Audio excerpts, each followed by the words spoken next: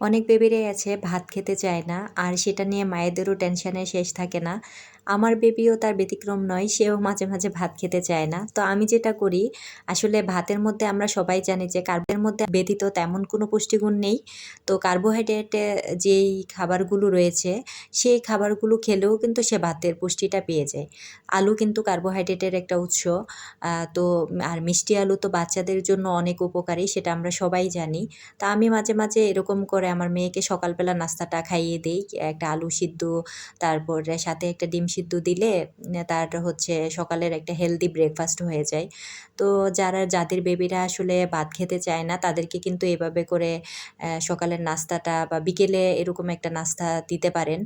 আর আলু তো নরমাল আলুটাও বাচ্চাদের জন্য অনেক উপকারী। মিষ্টি আলুও ভালো।